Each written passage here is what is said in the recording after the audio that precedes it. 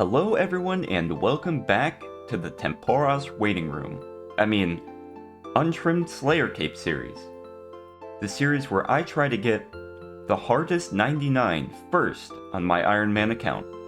If you missed what happened in the last episode, we got 50 fire making, the requirement for Wintertodt, did a few quests, and we finished the Angler's outfit, which boosts our fishing XP by 2.5%.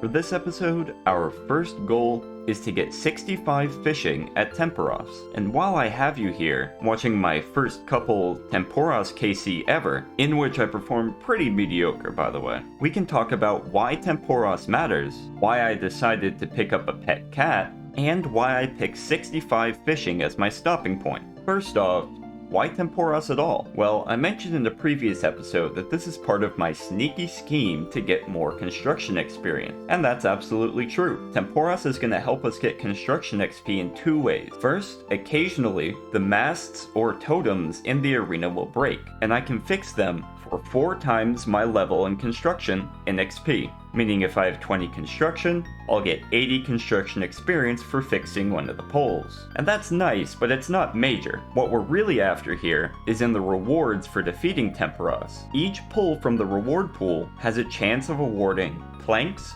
oak planks, and steel nails, all of which are the main materials used in construction. Next, what's up with the cat? Well, to grow a kitten into a cat, it requires 2 things. Food and attention. The attention is pretty trivial, but for food, you need to have some kind of fish in your inventory that the cat can eat. Luckily, the fish obtained while fighting Temporos can be fed to the cat, so I can pretty easily grow some cats passively while I'm doing the boss. And when they're grown, I can take them over to West Ardoon and trade them over to a civilian in return for death runes. Now, that might be a little grim, and it is, but those extra supplies will help us a lot when we're starting our Slayer grind. Worth noting here as well, because I have the easy Ardoon diary already completed, the amount of death runes I get per cat is doubled. And finally, why 65 fishing? Honestly, 65 fishing is a little arbitrary. It would absolutely benefit my account more to spend more time at Temporos. More construction levels, more death runes, and a higher fishing level certainly wouldn't hurt. But I do want to move on to the Slayer grind relatively soon, and grinding all the way to say 98 fishing would take one hell of a long time. Plus, 65 fishing is the requirement to fish Karambwans, which will be pretty important in the future. Now, with that out of the way, let's get fishing. 43 fishing, 44, 45, 46, 47, 48, 49 fishing, 50, 51, 52, and 53. Now the first 3 hours pass, which means our first cat is grown up, so it's time for the sacrificial ritual. I bring the cat over to West Ardoon, hand him over to a civilian for 200 death runes. I suppose he's probably gonna eat the cat. I don't think they have very much food in quarantined West Ardoon. Anyway, after a teleport back to Varrock, I can buy another kitten from Gertrude for 100 coins, home teleport back to Lumbridge, and run all the way back to Temporos. Now it's time to finish off 65 fishing. 54, 55 fishing, 56, 57, 58, 59, 60, 61 fishing, 62 fishing. Not really sure what happened to my footage of 63 and 64. The recordings turned into still images for 1 frame. It's kinda weird. So instead, let me show you my final run with 65 fishing, and the strategy I use to complete Temporos. The basic tenet of the strategy is to avoid fishing on any of the single fish spots as much as humanly possible. So what I do after I spawn in, is I run straight to a single fishing spot, and fish somewhere between 6 to 8 fish. It depends on how quickly I get them, the RNG. After that, I run over to the cooking shrine, and cook until the first double fish spawn appears. Once it does, I fish there until the first big wave, which should be around when the double fish spot despawns anyway. After the wave, I run back to the cooking shrine and cook until the next double fish spot appears. As soon as it does, I run straight back there and try to get to as close to a full inventory as humanly possible. If I'm a couple fish off of full, I don't really worry about it too much. Generally, the time at the second spot ends when the storm clouds roll in, but you can get lucky and dodge them sometimes.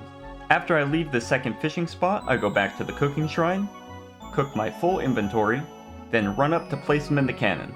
Usually when you're putting this first inventory of fish in the cannon, the second big wave will come. Sometimes if you've been really unlucky with RNG, it'll happen before you make it up there, but for the most part, you're gonna be on top of the ship. After you finish unloading your first inventory of fish, you should have around 20% energy left on Temporos, so you can run back down to get some extra fish for round 2. Keep an eye on the energy though, because when it hits 0, you're gonna want to go to the whirlpool and fish there. Once the whirlpool phase is over, depending on how many fish I have in my inventory from phase 1, I'll go back to the cooking shrine and wait for the next double spawn. Usually this second phase goes pretty quickly, so a lot of times you won't have time to fish and cook a full inventory. So following the same strategy from phase 1, wait until you have, I don't know, maybe a 75% full inventory, run up to the ship, fire everything off, and then if you have a little bit of time before the second whirlpool phase, you can fish a little more just to squeeze out a few more points. But that's pretty much it. Using this strategy, I get between 4,100 and 5,000 points a game, which results in 4 to 5 permits per match. Now it's time for everybody's favorite part, the loot. I ended up getting 405 permits, so that's 405 pulls at the Temporos loot pool. Really quickly, I just want to go over the things that I want on this account. I mentioned earlier the planks, oak planks, and nails, and that's true.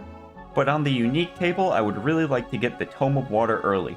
Having infinite water runes is going to come in pretty handy later on. Anything else would be cool, but I'm not really looking for it in particular. So let's get into it.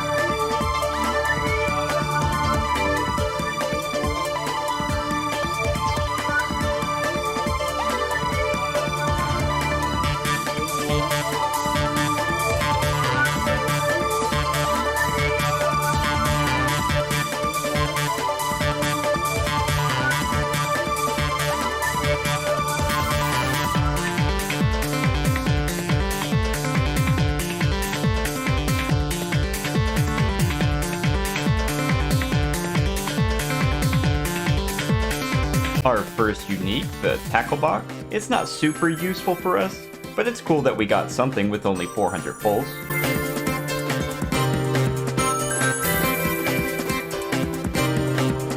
And our second unique, the fish barrel. Now this is super above rate. 2 1 in 400s and only 200 pulls. It's useless, but that's pretty cool.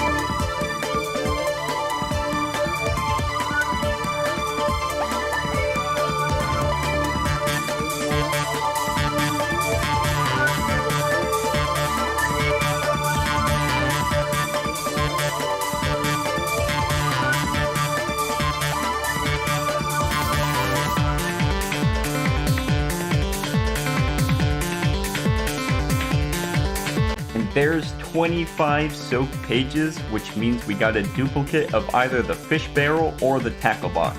That's 3 uniques and 400 pulls. That's incredibly lucky.